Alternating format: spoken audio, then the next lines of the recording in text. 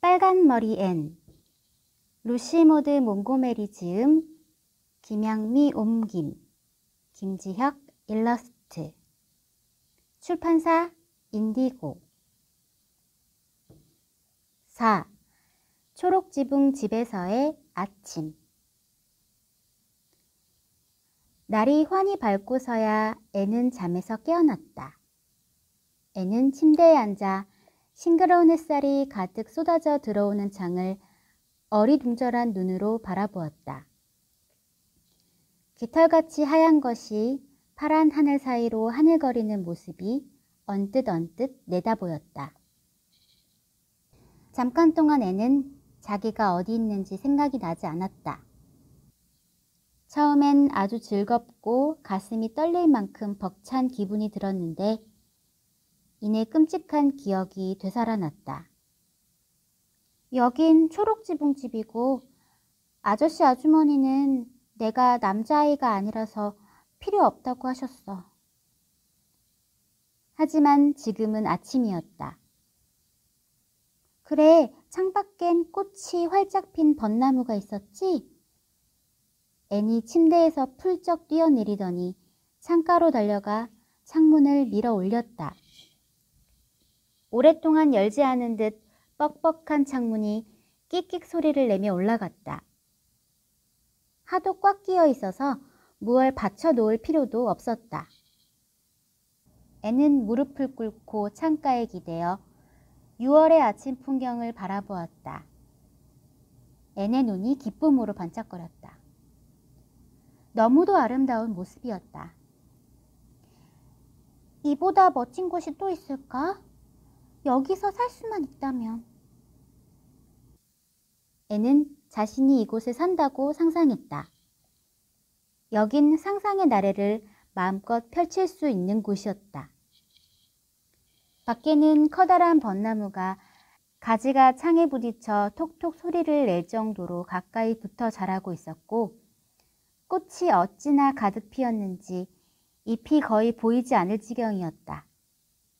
집 양옆에 있는 큰 과수원에서도 사과나무와 벚나무가 하얗게 꽃잎을 흩날리고 나무 밑 풀밭에는 노란 민들레가 지천이었다. 정원에 핀 자줏빛 라일락 꽃이 풍기는 아찔하게 달콤한 향기가 아침 바람을 타고 창으로 흘러들었다. 정원 아래쪽은 클로버가 무성한 풀밭이었는데 시내가 흐르고 하얀 자작나무가 가득한 골짜기까지 비스듬히 이어져 있었다.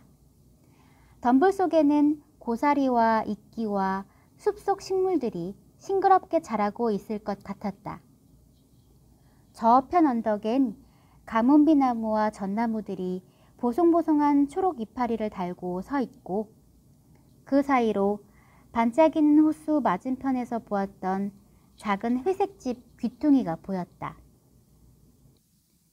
왼쪽에서 좀 떨어진 곳에는 커다란 헛간들이 있고 야트막한 초록빛 언덕 저 아래로 반짝이는 푸른 바다가 어렴풋이 보였다. 아름다운 것을 사랑하는 애는 그 모든 풍경을 빨아들이기라도 할 듯 잠시도 눈을 떼지 않았다.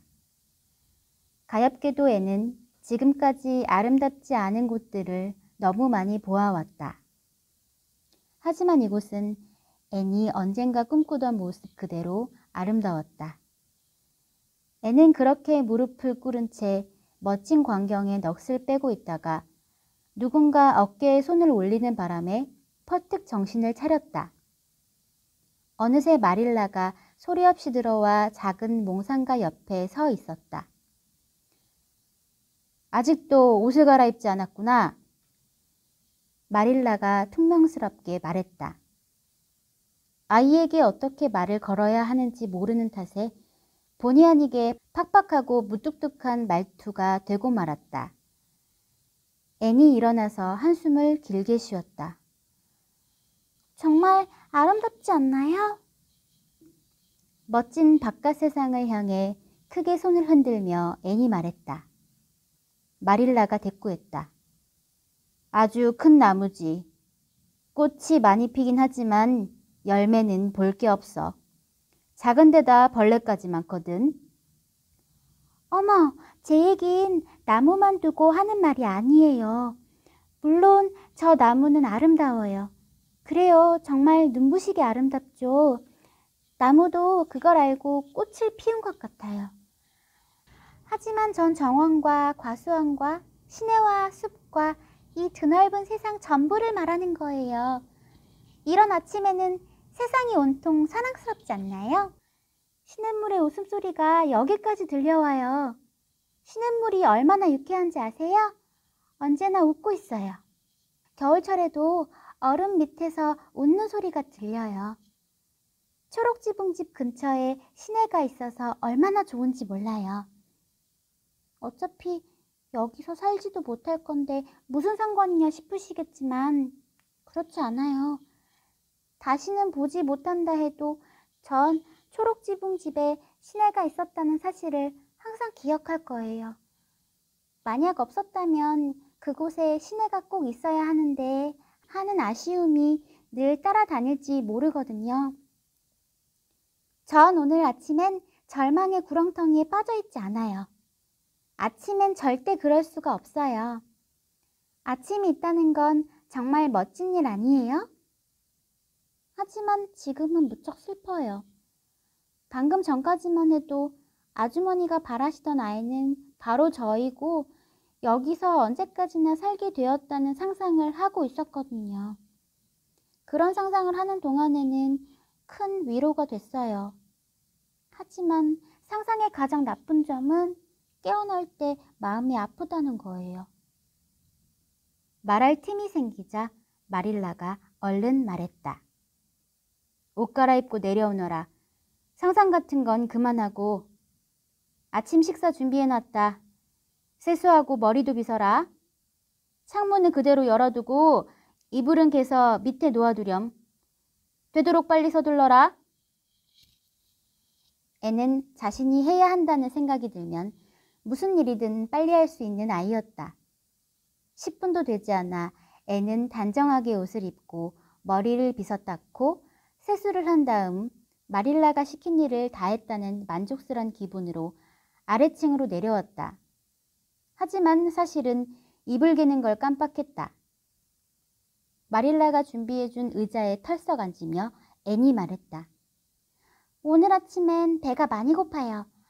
어젯밤처럼 세상이 온통 세찬 바람이 부는 황야 같진 않거든요. 날씨가 맑아서 정말 다행이에요. 비 오는 아침도 무척 좋아하긴 하지만요. 아침은 언제나 흥미로워요. 그렇게 생각하지 않으세요?